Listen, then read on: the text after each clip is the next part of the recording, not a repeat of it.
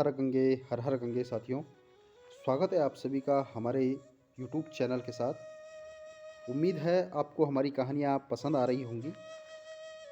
तो आज एक नई कहानी को लेकर आए हैं और इस नई कहानी में जो बगुला बता रहा है, बगुला ने बताया है कि इन 7 लोगों से हमेशा सावधान रहना चाहिए और इस 7 प्रकार के लोगों के सामने हमेशा चुप रहना ही भला है, क्योंकि अगर इनके सामने कुछ बोल दिया तो अपने लिए नुकसान हो सकता है और अपने ही नहीं बल्कि पूरे समाज का भी नुकसान हो सकता है। तो कहानी को शुरू करते हैं। एक बार की बात है, एक बगुला था। तो बगुला मैदान में खड़ा था और गर्मियों का दिन थे।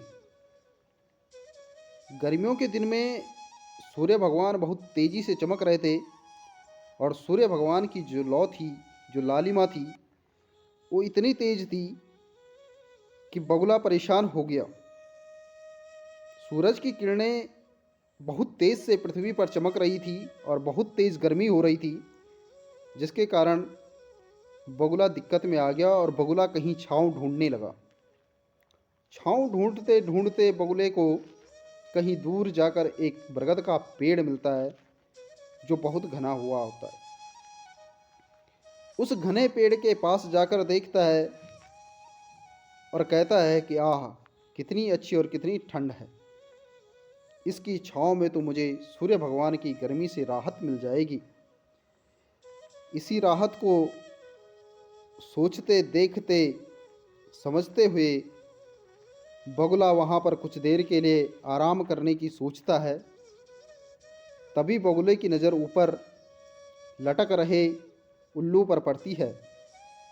उसी बरगद के पेड़ पर उल्लू जो है विराजमान रहता है, क्योंकि दिन का समय था और साथियों आपको पता ही है कि उल्लू रात्रिचर होते हैं, रात को विचरण करते हैं। तो बगुला उल्लू से बोलता है कि हे उल्लू भाई, देखो ना कितनी गर्मी हो रही है। अगर ये बरगद का पेड़ नहीं होता तो हमें छांव कहाँ से मिलती। सूर्य भगवान बहुत तेज ओज ढा रहे हैं, बहुत तेज गर्मी कर रहे हैं। उल्लू यह सुनकर चकित हो जाता है और उल्लू बगुले को बोलता है कि सब कुछ तो ठीक है, गर्मी भी अपनी जगह सही है, लेकिन आप ये बताओ कि ये सूर्य भगवान जो ओज ढा रहे हैं, तेज ढा रहे हैं, ये सूर्य कौन है। तो बगुला बोलता है कि सूर्य वही है जिनके माध्यम से यहाँ प्रकाश पहुँच रहा है, जिनकी किरणों से इतनी बड़ी गर्मी हो रही है, जिनकी माध्यम से यहाँ दिन हो रहा है। उल्लू तो उल्लू था। उल्लू बोला कि नहीं, सूर्य तो होता ही नहीं है। अगर सूर्य होता तो मुझे पता होता। किसकी वजह से दिन होता है, किसकी वजह से रात, मुझे नहीं पता। अभी मेरा आराम का समय है तो मैं आराम कर रहा हूँ और ये सूर्यनुमा कोई भी चीज़ नहीं होती है।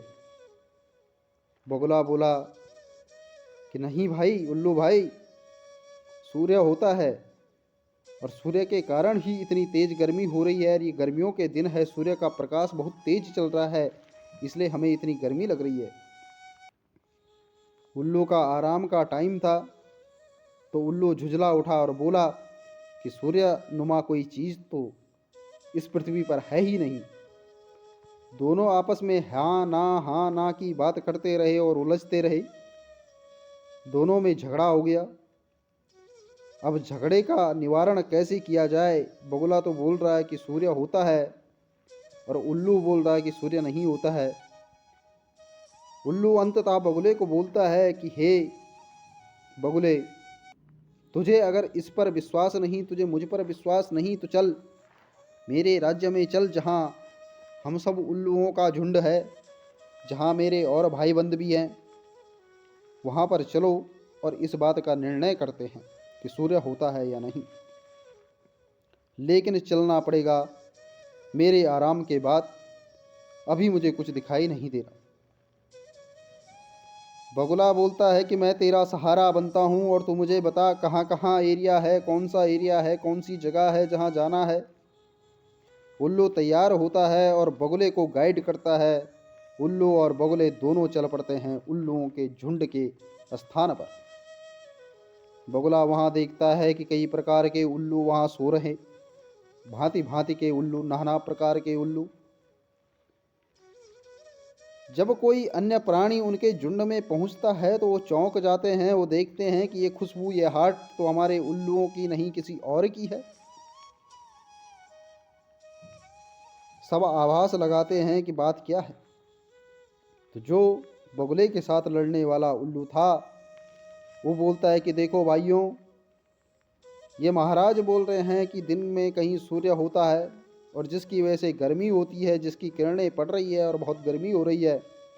क्या तुमने आज तक इस पृथ्वी पर कहीं सूर्य देखा, इस ब्रह्मांड में कहीं सूर्य देखा? उन्होंने बोला नहीं, सूर्य तो होता ही नहीं है। हे मूर्ख, सूर्य कहाँ है? सूर्य होता तो हमें पता होता। बगुला उनसे बोल पड़ा कि भाई ये जो गर्मी हो रही है ये सूर्य के कारण ही हो रही है। सूर्य की तेज किरणें जब पृथ्वी पर पड़ रही हैं तभी जाके इतनी गर्मी हो रही है और इसी से हमें प्रकाश मिलता है। लेकिन उल्लू तो उल्लू, उन्होंने कभी सूर्य देखा नहीं था। वो बोलने लगे कि नहीं, तो गलत है। ऐसी ही यहाँ पर भी हाँ ना की बहस चलती रही। अब उल्लुओं का झुंड ज़्यादा था तो बगुला परेशान हो गया। अंततः उल्लुओं ने बोला कि अगर तू मानता है तो ठीक, नहीं मानता है तो हम तुझे यहीं धर दबोचेंगे। बगुला परेशान। बगुला ने चालाकी से वहां से जान बचाई और निकल पड़ा, क्योंकि बगुला ने निकलना ही उचित समझा। अगर बगुला थोड़ी और बहस करता तो शायद उल्लुओं का झुंड बगुले पर भारी पड़ जाती और बगुले को जान गंवानी पड़ती। जब बगुला वहां से निकला तो मन ही मन में सोच रहा और बगुले ने उल्लुओं के बारे में बताया कि हमेशा 7 जगह पर चुप रहना चाहिए। अगर इन 7 जगहों पर हम चुप नहीं रहे तो हमारा नुकसान हो सकता है, यहाँ तक कि जान भी जा सकती है। पहला स्थान बताया जहाँ उल्लुओं का झुंड हो। जहाँ पर कहीं उल्लुओं का झुंड हो वहाँ पर चुप रहने में ही भलाई है, नहीं तो बड़ी दिक्कत हो जाएगी। दूसरा, दुष्ट राजा का दरबार। जो राजा दुष्ट हो, जो अपनी प्रजा को न संभालता हो, हमेशा उन पर आरोप प्रत्यारोप करता हो और दंडित करता हो, जिसकी दुष्टता से सारा राज्य परेशान हो, ऐसे दुष्ट राजा के दरबार में भी चुप रहना चाहिए। तीसरा बताता है मूर्खों की सभा। जहाँ पर मूर्खों की सभा बैठी हो तो उन मूर्खों की सभा के बीच में भी कुछ नहीं बोलना चाहिए, नहीं तो अपने ऊपर ही बात आ जाएगी। चौथा बताता हो कि जब कुटुंब में कहीं पर कुटुंब संबंधियों की नज़र दौलत, धन या फिर खेत खलिहान, जो भी धन संपदा हो उस पर हो, तो उस जगह पर भी ज़्यादा नहीं बोलना चाहिए, क्योंकि वहाँ पर भी कब किसको गुस्सा आ जाए और कौन गर्दन कलम कर दे कुछ पता नहीं होता, चाहे अपना ही भाई क्यों ना हो। पांचवा बताता है कि जो मनुष्य ईश्वर की निंदा करते हों उन मनुष्यों के बीच में भी कुछ नहीं बोलना चाहिए, क्योंकि अधर्मी अकर्मियों के बीच में बोलकर भी अपनी जान गंवाना ठीक नहीं। छठा बताता है कि वह स्त्री जो अपने पति की बात नहीं मानती हो उससे भी ज़्यादा नहीं बोलना चाहिए, वहाँ पर भी चुप रहना चाहिए, क्योंकि जो स्त्री अपने पति की बात नहीं मानती हो समाज में किसी और की बात क्या मानेगी, इसलिए चुप रहने में ही भलाई है। सातवां, जो व्यक्ति समाज से अलग रहता हो, जिसे समाज से कोई लेना देना ना हो, ऐसे व्यक्तियों से भी अलग रहना चाहिए। इस प्रकार की 7 बात को बगुला बताता है। बगुला समझदार था, इसलिए उल्लुओं के झुंड से बच पड़ा।